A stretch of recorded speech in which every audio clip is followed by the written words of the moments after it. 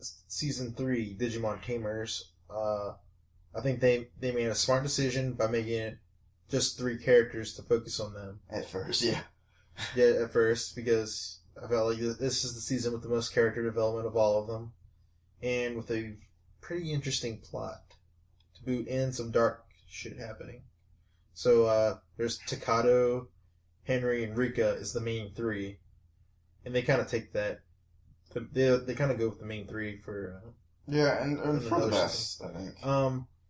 So yeah, basically like you said earlier, with the in this universe, Digimon is a franchise, kind of like in our universe, where it's a card game, it's a video game, and people watch the TV show. And Takato is a major fan, kind of like how we all were, except for Digimon's it feels like it's bigger than it was. Yeah, it's a way of life, yo. And they had like the national tournaments and all this stuff. I mean, there's tournaments here and stuff, but yeah, but not like that. I mean, these give them serious publicity. Well, it's like Pokemon here. Like, remember, like Pokemon it still has tournaments going on now. Yeah. Still has national tournaments now. And remember, Yu-Gi-Oh! Had national tournaments. I mean, one time a Yu-Gi-Oh! Card got sold for like $30,000 at auction or something. Oh my god. Or $10,000. That was ridiculous. There was a peak there with a lot of tournaments and shit. But think of it kind of like that. Where's that big? And so he ends up drawing a card, with Guilmon and putting powers, like fire breath and all the stuff, and Guilmon actually ends up turning real, and from there he learns about these other people also have Digimon, and Digimon are appearing in the real world from the digital world. And whereas the previous 2 seasons are fantasy, this is much more science fiction, which I think lends itself to darker stuff in this case. Man, does it get dark. So the first kind of saga was like basically him getting involved with Guilmon, meeting the Henry and Rika, and like Digimon biomerging across, and him learning how to actually control Guilmon, and them becoming partners, and learning about like why are Digimon biomerging and shit, and learning about this mysterious organization Hypnos, and then it kind of culminates with a Digimon appearing, and then and all the while there's also Calamon, who kind of is a Digimon, a goofy Digimon, kind of basically like a mascot type Digimon with big ears and big eyes and stuff, who has a mysterious power in the background. And oh god, what was the name of the villains? The Zodiac villains. The Devas. I don't know why they just call them the Zodiac. I don't know. But yeah, so they start appearing, and then they start to go champion level. And so there's that Deva saga. And what? Did I skip something? No, I was just thinking about the champion thing. Well, remember when the Tiger Digimon first appeared? The Tiger appears on top of the roof, and they all get their asses. No, wait, no, they champions. No, I'm pretty sure they want Ultimate. That's what I meant, Ultimate. Yeah, I'm sorry. I was saying, they want champion already in different situations, but they want champion. Ultimate to combat that shit. Yeah, they had to go Ultimate for that. I'm sorry. Please forgive me, Jordan. I'll consider it. But no, I hear you. They end up going Ultimate for stuff. And there's some fucked up fights in the real world where stuff gets destroyed. And yeah. And Hypnos, they were willing to go some, dark places to destroy Digimon. Yeah, with Fuyamaki, who's in charge, who's kind of this mysterious guy. And you gotta get hints that, like, Henry's father was involved in a bigger project that involved the creation of Digimon. And, when the boar type Digimon comes, it starts beating the crap out of everyone. And the monkey eventually kidnaps Calamon. And, I mean, I like the Devas arc.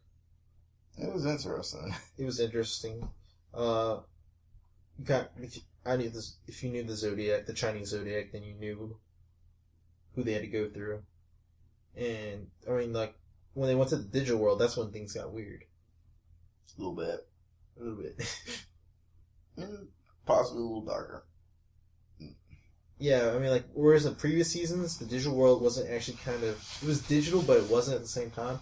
It wasn't just like the digital. It wasn't just like the digital plane. It was more like every dream and thought that anyone had ever done kind of converged into a physical world. And so you would have and so of course like a kid would be most powerful there. And in the case of like the digital world in season 3, it's like actually like a digital, your data and you're kind of like you're actually, it's actually a computer based world. But yeah, and by the time you got back to the digital world, things got weird, and you eventually did get to the whole mega thing, which they handled that in a very interesting way. Because like normally there's some special sort of gimmick or way of digivolving. Like I mean, naturally you had the original Ultimates in the first one and Mega level to up it, and there's usually like 2 sets of things, you know. And then in season 2 you had Arm digivolving and DNA digivolving, and in this one, not really digivolving, but you had to digimodify, like make the Digimon stronger, like based on cards. And then you went to your typical ultimate form. But then when you got to Mega, something was interesting though. Biomerging. Like the Digimon and the human becoming one. yeah, and that would come into play later this season. Yeah. Like a lot. Yeah, and they kind of hinted at biomerging during the board fight, because like Takato, like he was kind of like, he and Guillemon were in sync when he was in his ultimate form and they were fighting. And so then when after Leomon died, which is like one of the probably the darkest moments. Yeah. I'm not sure if it's the darkest moments. What came next with the D Reaper was pretty weird, freaky. Yeah, stuff. It's just like it was an interesting moment. Like, cause it's like Jerry is pretty much, bad things happen to her all the time. She finally gets a Digimon after being so needy and desiring of one. And then what does he do? He goes out there and he dies. Yeah. He gets killed horribly by Beelzemon, who was like a mega form of Impmon, who'd been a relatively harmless Digimon that they kept on running into till that point. But he went so bad to Digivolve. By the time he got that power, he just went on a rampage. He just fucking things up, taking data after defeated opponents. So it was interesting. Yeah, and then you had the D Reaper saga, which I liked less than the Beelzemon fight, but it was still interesting. But I felt like there was a lot of how should I put it? I don't know. Stupid shit you didn't care about? Yeah, there's a lot of weird stuff like the Goose Girl and Doberman weird thing. Do you remember that? Yeah, actually I do. There's a lot of weird side stuff like there's like Marine on Jamon, and you're like, I don't care about these characters. I don't know, like a lot of the side characters got Digimon. I guess the other big problem with it was the D Reaper didn't actually have a personality. It wasn't. It was just a thing. It's literally a thing. It was just a thing, and so it's like you're trying to beat a thing. Yeah, I mean, it wasn't like a Digimon like the previous ones. It was related to the concept of Digimon, but it was very, very different. You're fighting Gel by the end of that, I felt. So it suffered from that, I feel. Yeah, I think if the D Reaper was I think they could have still had like the plot where where there's a monster who wants to it's like programmed to delete the world and got balled out of control, and it could have had a personality easily. But here they're just fighting goo. Goo that's spreading. Yeah, and it got kind of boring at some parts. Yeah. But the characters were interesting. Takato. The least interesting. He's the least interesting in the characters, but he's better than Davis and Ty, I think. He's the new Goggles kid. He's not really a leader, but he's a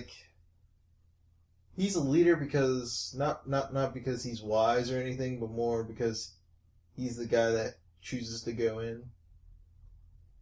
But, but I mean, they never really fully established him as a leader as well, though. Like, I feel like Henry is more of a leader than he was. Yeah. I mean, that's another thing about this season. Even though, he's the main, I guess not really the main character, but, he's the one that's like the de facto leader. There wasn't really a leader of that particular group. Yeah, I feel like they don't have the clearly defined roles that you see in a lot of seasons. Like, this person's the crybaby, and this person's the, this person's the worry ward, and this person's, the computer tech person, and this person. It's like, he's kind of like naive, but he can be clever. There's moments where he's clever. And, like when he figures out card combinations, or he realizes something about the digital world, or he realizes something's off or wrong. And he can be kind of cowardly, like when we first saw Digimon, but then he has moments where he's brave. So it's kind of more a realistic depiction of what you might think a Goggles type character would be like in real life. Like, and Guilmon didn't really have a personality. It was more like he was a thing than any of the other Digimon. Closer to an actual pet. He was like he was a wild creature that you felt. It was interesting, the fact that you felt like at any moment he could go off and hurt somebody. And that does happen. No, seriously, you remember, like, when he became a Digimon in the Mega Form before they did the biomerging, he had his own Mega Form, and it was like a dark Digivolution. He was going off. Almost destroyed the digital world in the process before they had to stop that whole thing. Like, after Leomon died? Yeah, but it's very weird, because it feels like he starts off not being able to talk, and then he's able to talk later, and it's like he's evolving as the show goes on, so you're not really sure whether what he is actually. So that was what was interesting about him, but and then like Henry was like, he was very calm, but he kind of like confident in a lot of stuff, and he was the smartest of the group, and probably the least kid-like. yeah. Like, whereas the others might overreact to something, he'd calm down, figure things out. And he kind of had that weird thing with, like, Terramon going champion for a while. But that's because he didn't really want to fight, and he was afraid of hurting other people. Yeah. Good thing that he eventually got over that, but... Then Rika's probably more interesting than the other two. Yeah. Oh, can't forget about Terramon real quick. Yeah, Terramon was... just... out of control. Yeah. He was very much a kid. Very much a kid. Had a kid-like personality, and... appropriate, though. And at times that would result in him going insane with the Gatling gun, but... Yeah, I recall. Couldn't handle that power. Then there was Rika. Yeah. Who, was it Rio? Is it Rio? I was just looking at the name. Remember we were talking about... yeah, I think so. It is Rio or something, but yeah, Rika, her mom was a model. Yeah. She wanted her to be kind of like her. Yeah, and so I guess and then remember, there was that whole thing, like, that was kind of in the background. They never talked about directly with her father. Yeah, you don't know what actually happened to her father. Yeah, and it's kind of like hinted that, like, I don't know, maybe that's why she's kind of, hostile toward her mother. For some reason, she doesn't want to be like her. Yeah, and I mean, also it just seems like her grandma was more involved than her mom. But they touch on that later when her mom does try to actually get more involved. But I think she's the most interesting out of those characters, though. And also, she was just fun, Like, she'd, like, Renamon and stomp all over them. Yeah, and Renamon was interesting because, it's weird. She was very much like the samurai warrior. Like, loyal to death. Yeah. But there came a point where she's like, fuck this shit. And like when Rika wanted to do something, she's like, you gotta not do that thing there. And I also find it fascinating that I don't think Rika actually thought about Digimon actually being real. Like, I mean, she thought of it as just a game, and then eventually she did end up caring for Remon a bit. But first she just assumed, no, they were real. It doesn't count. Well, I think it's because she was the best player at the game. Yeah. She was more of a gamer, where I think Takato, he's probably the guy that probably got caught up with the show. And probably is more thinking of... He thought, remember, he loved his cards and stuff, like, whereas Rika's thinking of them as tools to win a game. Yep. Whereas Takato, like, his cards were his favorite thing. And so, of course, when Digimon comes to life, he likes it like he loves it like he loves his cards, whereas Rika's like they're a tool. Yeah, and I also found it interesting that at first, like Rika was absorbing the data, and then I think later on in the season they had no problem killing the Digimon, but they did have problems absorbing the data. And like some Digimon, I think that they were actually offended that their data wasn't absorbed. Was that a different season? Or was that season? This was the season. Yeah, I found that to be an interesting interesting concept. Well, it was like this whole idea of like honor and it's like, well, you defeated me, you better get that data. Well, it's just like the digital world is like such a violent place, and everyone wants to get to the human world, and there's just like this battle where everyone's trying to find a partner. Help them break through. Rio no personality. No, he's just everywhere. They just keep on putting him in shit. He's the Mary Sue type character who's awesome because he's awesome. Therefore, that makes him not awesome. Then Jerry, who's very interesting because it's like you think she's just this annoying character with a puppet. Yeah. But it's like there's a reason she can only talk through a puppet. There's there's this like dark side. Because you have to first notice that every time she's speaking, it's with the puppet. Like any like major time, like she always has to have one. Yeah, she's always worried about like offending people and sending them away, and she's obsessed with like maintaining friendships and not making sure not to offend anybody.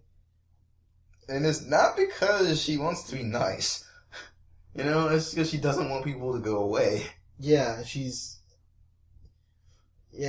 what her mom died. Her mom died early, and she thought it was her fault or something, and even though it had nothing to do with her. And her father, like, I don't know, remarried or something, and she couldn't deal with the stepmom. The stepmom was actually trying to be nice or something.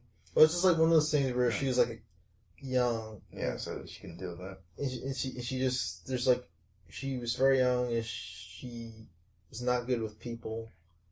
And just the miscommunications and stuff, and she's a very interesting character because she's probably the most realistic out of all of them. Probably the most fucked up one too, and I don't think she actually gets a happy ending. No, not really. Well, I mean, as good as she can get after all the shit that happened to her. But even then, like, for all the growth, she still ends up being dependent on somebody, and not in a good way. Yeah. Well, no, I mean, I hear you. Like, all things considered, after all that trauma, I was like, yeah, I guess you could be more fucked up. And then the other friends are just... they're there. They're there, no one cares. No good reason why. Henry's little sister, no one cares. And, yeah, so Calamon, we found out... Calamon annoyed me. Yeah. He's like Digivolution, I guess. That's what he is. Yamaki was kind of interesting. Because it was more like he started off as the antagonist, as the head of Hypnos and all of that, but he was like a government guy who thought he knew better, who thought he could control things from his little tower, and that may be relevant when you consider what's going on with the NSA and stuff right now. And he thought like he was above certain things, and he could break certain rules, and he's kind of has to end up humbled by the end of the series. It's like, oh shit, these kids might actually be better equipped to deal with Digimon than me. That's what he was thinking. But it actually does end up rectifying a lot of things, though. Like helping him out and stuff like that. And then the last one we talk about is Impmon, who starts off as a joke character. Not even a good joke character. Just kind of like, he's meant to be comic relief, but he's just annoying. Yeah, it's kind of like the Roadrunner and Wally Coyote, the Roadrunner. It's like, oh, I'm a real Digimon, and then he screws up every episode. Yeah, and his inferiority complex ends up coming back in that really big way when he becomes Beelzebub. And I mean, I thought that was interesting. Well, I felt like it was worth it to go through his annoying stuff in the first stuff because it sets up everything that happens with that. Like, I love it when instead of just pulling villains out of thin air, you set up the villain beforehand and you watch them turn into that villain. Yeah, because before, he's just a pretty harmless threat, but he wanted to prove himself so badly that it took him there. Yeah. That's why I love Spectacular Spider-Man, because they set up the villains before. Yeah, every time. They set up every major villain. It was crazy. They did a very good job of that.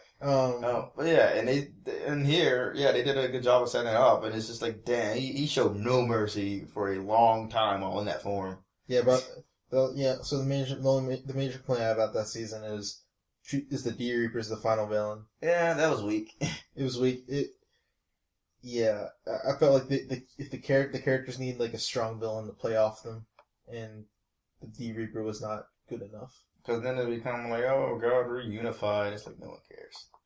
All right, let's move on to season 4. Yes, Digimon Frontier. And this is a very different season from the last one, from any of them really. Like, whereas you had the concept of biomerging in the last one, like the humans like fusing with the Digimon, in this season, you don't have partners. You have the humans actually turning into Digimon. Yeah, it kind of turns into like a fantasy superhero thing going on here. Yeah. It was very interesting though. So basically, like, the plot was like long ago, like 10 Digimon sacrificed themselves to defeat evil. And these ancient warriors created spirits, 10 beast spirits and 10 human spirits, and they left them in the care of the 3 celestial Digimon. But one of the 3, Cherubimon, started like doing evil shit, and so then the 5 children are summoned into the digital world at a train station.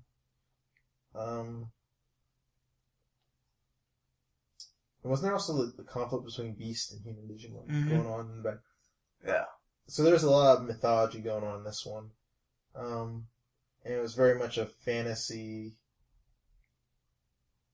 It's probably the most fantasy of them all. Whereas the other ones at least had some sci-fi stuff going on, but this is probably the most fantasy. And the main characters were Takuya, Koji, JP, Zoe, Tommy, and Koichi. And we'll get to Koichi later, but So the main 5 end up coming to the digital world. Things are screwed up, and they find their human spirits and spirit evolve and into the legendary warriors and defeat their villain of the week after they learned a lesson. Kind of like the first arc of most Digimon. Yeah.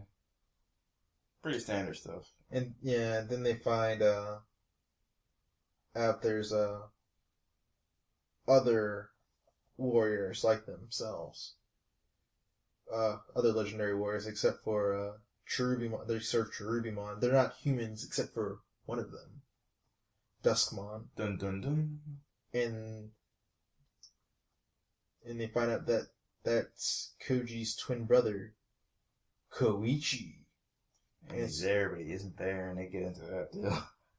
And so then he's able to get his true form, Lomon.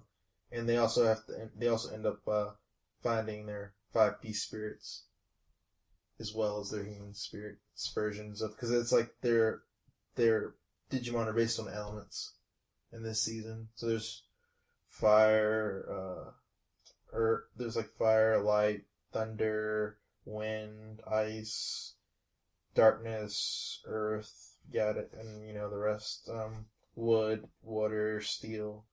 Those are common traditional elements in Japanese culture, I think. Um, and that arc got really interesting once the villainous Legendary Warriors came in. I think. Yeah. And There's some weird points, huh? And Duskmon was the high point of. Oh yeah, he's fucking people up, man. That's cool though. I also like the song. Look to the past. Wait, was it? We look to the past as we head to the future to reclaim the digital world. Yeah, it had the beat thing like dun dun dun dun dun dun dun dun. It was different. It was like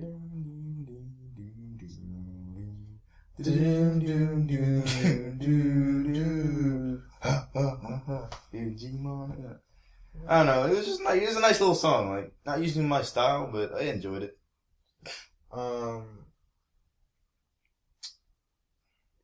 So then you get into the Trubimon kind of arc, and they learn about the war, and then Takuya and Koji do their fusion evolution, and I think they end up defeating Trubimon, and Phanimon ends up sacrificing herself, who's one of the Celestials,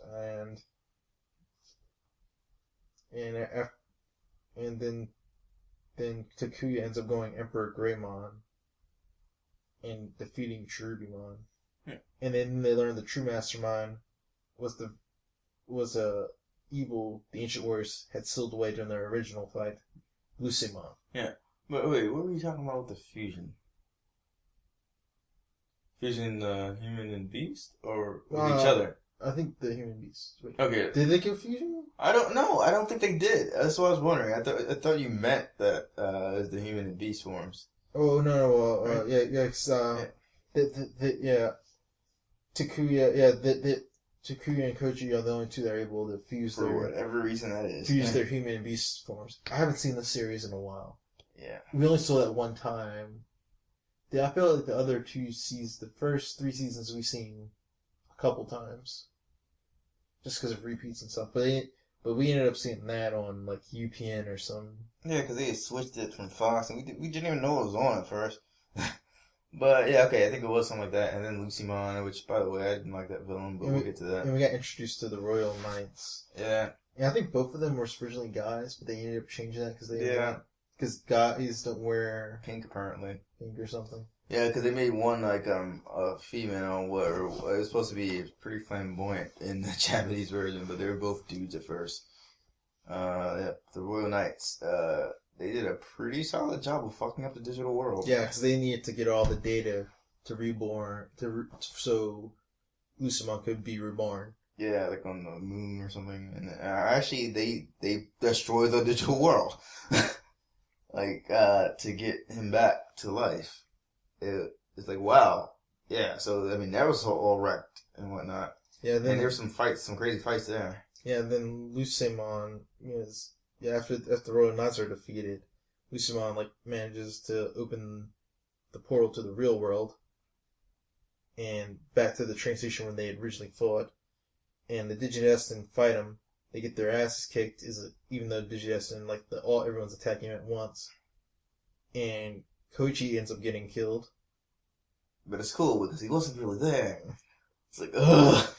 Yeah, they end up doing a complete fusion into the legendary warrior Susanoo by combining all the spirits, and Lucimon's defeated, and then Lucimon transforms into another Lucimon, which is pure evil. Because he wasn't pure evil before. And he goes into the real world, and then the spirits of the 10 warriors come to life along with the Celestials, and they form an even more powerful Susanoo, and then defeating Lucimon. Yeah. And then they go back to the real world, and there's that time thing from the first and second season where they find out not even an hour has passed since they left. And they find out that Koichi has been in a coma since falling down a flight of stairs. And so then the brothers end up reunited. The long lost brothers that they never, Koji never knew exist. Wait, do you know you had a twin brother? I think so. Okay, well. I don't think they met or something. I don't know. There's something with it, but I think they did know. It was something weird. Yeah. So then you had Takuya, who was kind of, another Goggles character. Yeah, nothing much going on there. Koji, who you can tell that they were trying to recreate the Matt Tai relationship with Koji and Takuya. Yeah, definitely. Right down to their forms, you know? Yeah, and so for Koji's not like Matt in that he cares about other people, I think. I think he cares about his family, but he's not like a friendship type guy. Yeah, it's kind of funny. There's JP, who's I think people know is the fat kid. I mean, that's pretty much it with him. I mean, he's supposed to be pretty chill, I guess, for the most part. Yeah, he's a chill guy. I think he's kind of like a mix of. He's kind of like Joe.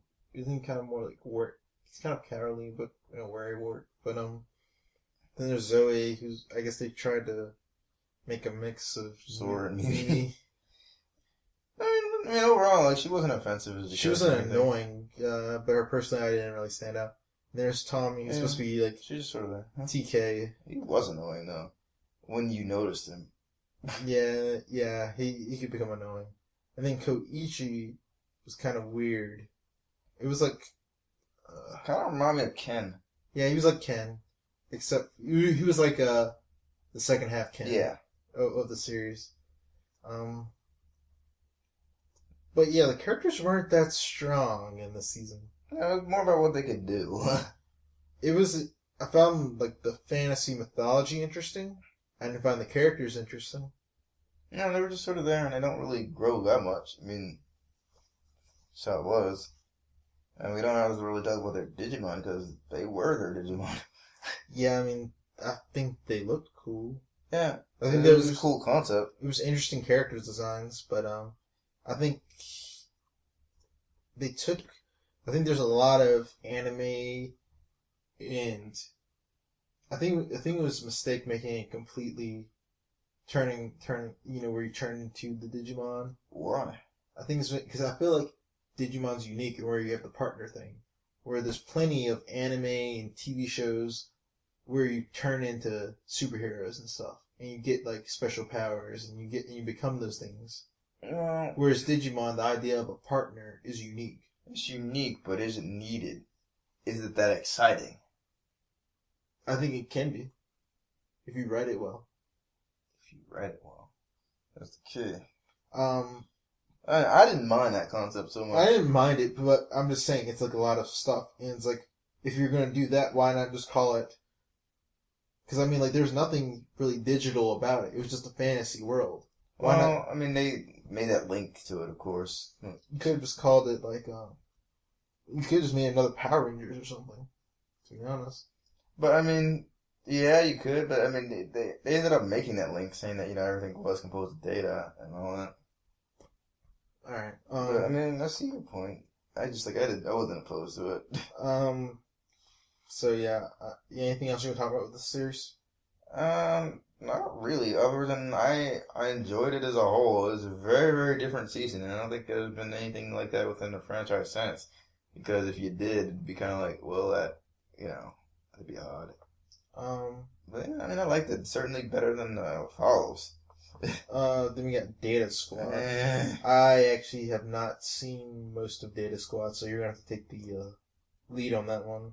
Like, I know the basic premise is like, like Marcus, he's like a street fighter, and he teams up with like Agumon, who also likes to fight, and the way he digivolves is by punching other Digimon, and then he gets like a glowing hands, and that allows him to digivolve Agumon, and then they end up working with DATS, which is like this government thing, and there's also like another kid who's supposed to be the Matt of the season with his Galmon, and then there's also a female agent who's older than them, Yoshi, and she has a Leilamon, her partner, and yeah, that's all I really know. Like, I know there's like, you want to talk about the plot a little bit? Do you remember the plot? I remember this piece of this plot. Well, for most of it, it's rather unguided, and it's kind of like the typical format. But well, here it's like there's the Digimon like Data Squad.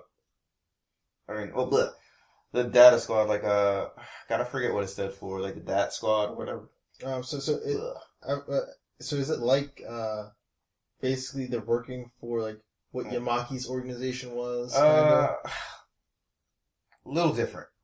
Little different.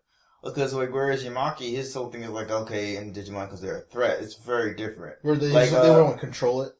They want to control their exposure because what it is like Digimon. They've been known to this organization for quite some time. Like the main character's father is actually one of the people like helped explore that like I think 20 years ago or something.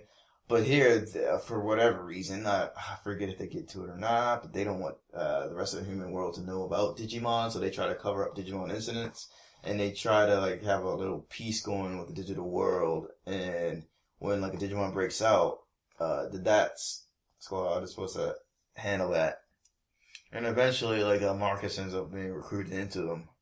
Okay, and I know later in the series they end up going to digital world. Yeah, and there's stuff with his father. Yep, and then like everyone goes mega, everyone fights and it gets crazy, and it's like all war and all stuff, but somehow still boring. Um, I God, I don't like this season. And don't they end up running to a kid there or something? And he's annoying, and it might just be the dub, but he doesn't speak right, and it's irritating. And he eventually gets like I forget the name of Digimon, but like a kind of a bird Digimon, yeah. Pokemon. I mean, he has cooler evolutions, but it's pretty annoying at first. And my thing with this season is, one, I do like that we're actually dealing with adults here. I really did enjoy that, but it's kind of Marcus and Thomas are 14. Adult enough. Yeah, compared to they're drawing like adults, and they have adult voice actors, and they're part of this whole squad. And so, I mean, it's like they treat them more like adults than other ones. But my thing is, the characters, they don't feel that unique. I mean, they are in their own way, but it's just like, Marcus is like, pretty much, it's like everything's on overdrive. It's like Marcus is like, pretty much all the Goggle kids on overdrive.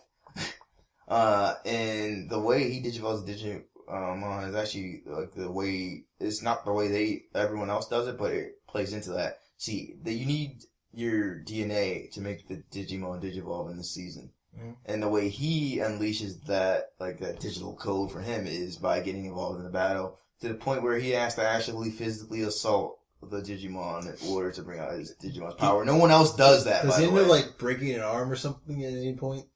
He has some sort of injury, I believe.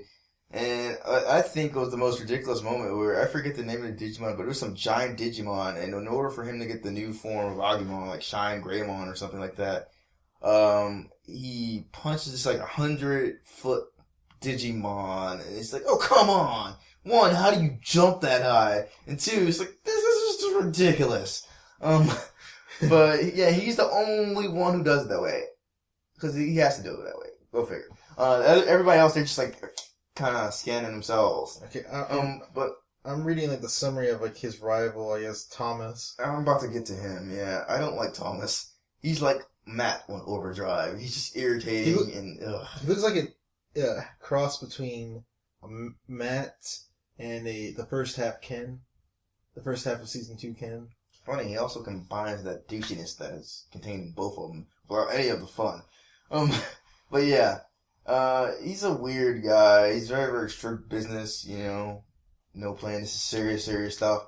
And where is with Marcus, I think I didn't like Agumon. Because, you know, it's just a rehashing of the old stuff. With Galmon, I was just irritated because Galmon, he's like even more loyal than Goblimon was, taking it way too far. Not questioning anything, just doing exactly what Thomas says. And then they had their rival. I think they did fight a couple times. And what about the girl? Then the girl? I mean, she's, I think, the least annoying of them because they're all just so extreme in their behavior and not in a fun way. I mean, she's kind of like Sora's character is like later on, I guess. Like, she's like pretty calm, trying to like get them not fight so much. So, I mean, she's pretty chill. Like, the least offensive of them. And like kid. He's just fucking annoying. Like seriously, I feel like his character's Well, so... it looks like it's an interesting He backstory. does, but like his character himself is irritating because like it had something to do like he got left in the digital world or something. I forget. It's been a while, man. Well, apparently in the original Japanese, he also spoke in broken English. Oh, okay. So that wasn't just a dub thing. I think because it looks like when he was a kid, he grew up in the digital world, right? Yes. And so he was raised by Digimon. Yeah, but they speak perfect English. What's his fucking excuse? Like, I don't know. No, seriously, it's like they all speak perfect English. Like, there's no excuse for that. But yeah. He was voiced by Rie Kugan. Who might that be? She's a bunch of voices, but so yeah, not sure I actually want to watch this. It's not that good. Oh, hey, you know, like his English voice actor, like Steve Bloom, who also does a shit ton of voices. How about that? But yeah, I feel like when you are watching that, it's just like it had potential. It's just like there's something, there's an air about it. It's not that interesting. It's kind of boring in a way when you're watching. It just takes so long to get to the point. Also, like most of the characters are unlikable. Like most of the people are dats or assholes. But I mean, I did like that it was a bit more adult oriented. I mean, that made it a little bit more bearable, but it wasn't enough to save it at the end of the day. I feel like it was kind of a misfire. Yeah. I'm not sure. I don't think it's worth my time. I mean, it looks like they changed the animation style a bit for this one. I wasn't bothered by that. You know, that was actually pretty decent. Like, I mean, it was a step up. I felt. All right. Yeah, and they had some cool Digimon here and there, but it's just like some of it just felt like more of the same. Right to the point where the main, like Marcus is the main character here, and his Digimon is in fact an Agumon. It's like, come on, really? You couldn't be bothered to think of a new evolution. I mean, they came out with different Greymons, mind you, and it was just like after the champion form, but it's still not enough to make it that different. All right, so let's move on to the final. No, well, for now, Digimon. The final Digimon series we've got going on here. Digimon Cross Wars, or aka Digimon Fusion, as it's known in America.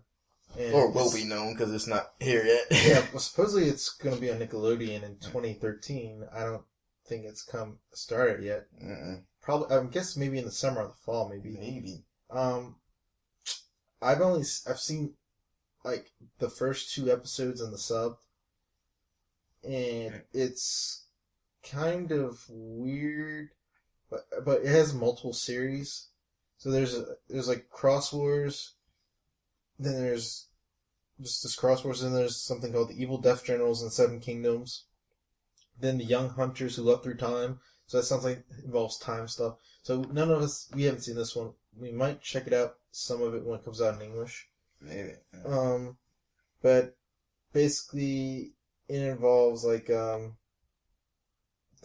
this kid named Tai Kudo who hears like this weird sound, and he goes to an alley, gets a Digivice called legendary Digivice called the Crossloader, and a couple of his friends end up getting to the Dragons and Digital World with him, and they learn about Digimon, and they learn it's being taken over by the digital world, being taken over by this evil empire called the Bagra Army, and so he and his team fight to free the world, led by the fight to free the world against this army that's led by this Emperor Digimon thing.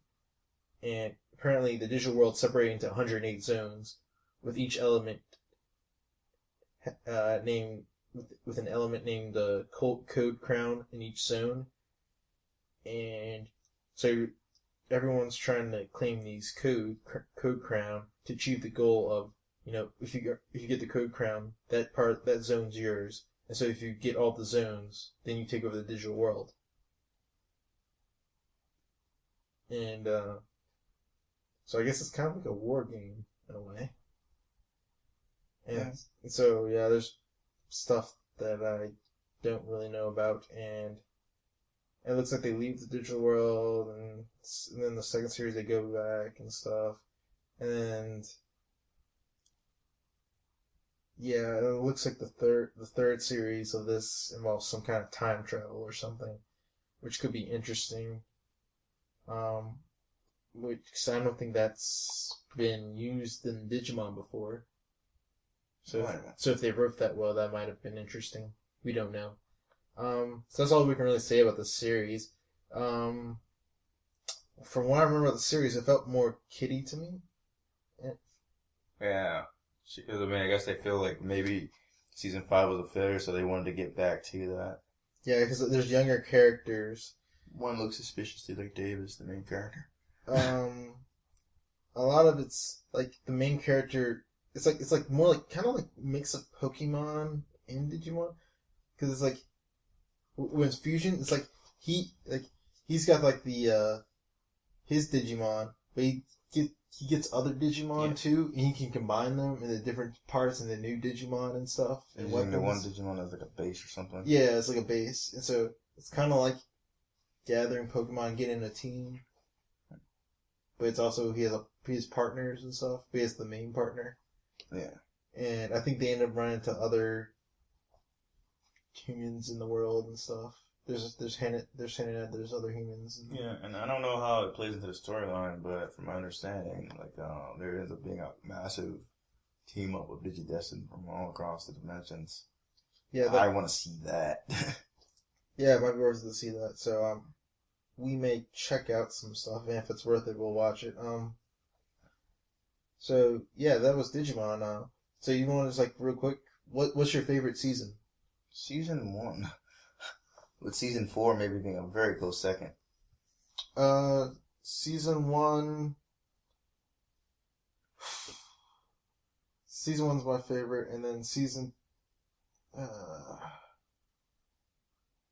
guess season 3. Season 1, season 3. Fair enough. Yeah. The part before the D Reaper for me was so much better than a lot of stuff. I noticed that season 2 didn't come up on any of ours. Yeah, season 2 is it's flawed.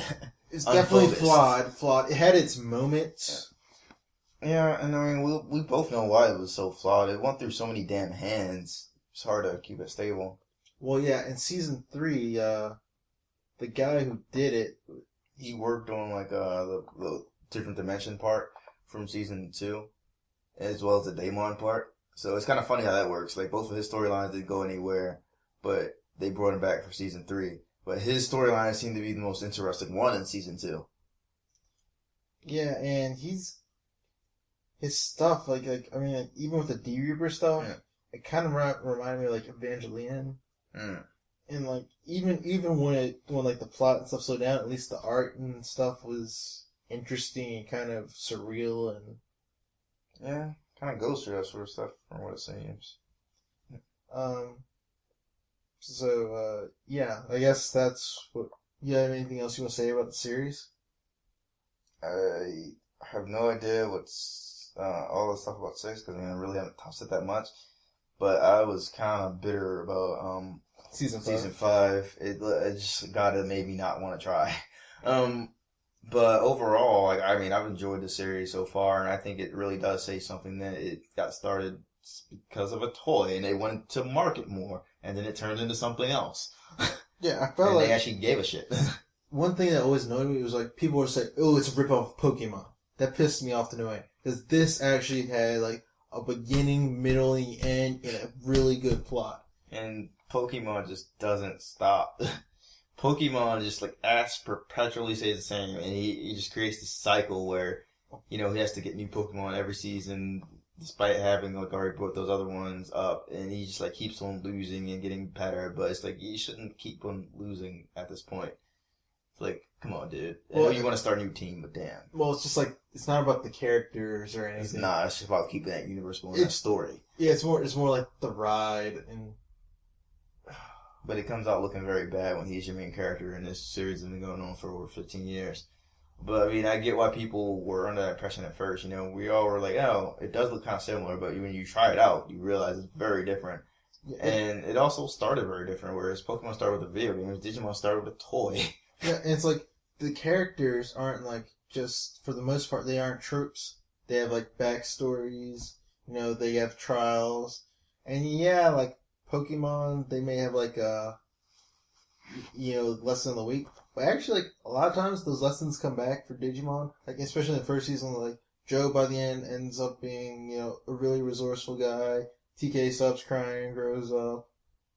Ty learns not to be as hostile as leadership. Matt learns to like fix his friendship problems. Everyone kind of like grows up by the end of that season, and I think it kind of shows like Digimon it's better than a lot of other shows were when we were a kid, and I think the TV show deserves more respect than a lot of people gave it, and it's a good series. And I think people they would have been better off giving it a chance. Yeah, and I think it's also impressive they can come up with such a like mature and dark story, given that there are certainly restrictions on that sort of stuff, and that they're expected to gear it at young kids. And it's like they were able to get around some things.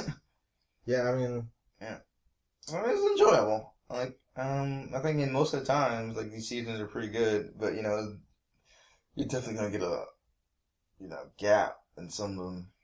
Yeah. All right. So this was our Digimon episode. Episode end. I'm Cameron. I'm Jordan. This was Crash the Mode.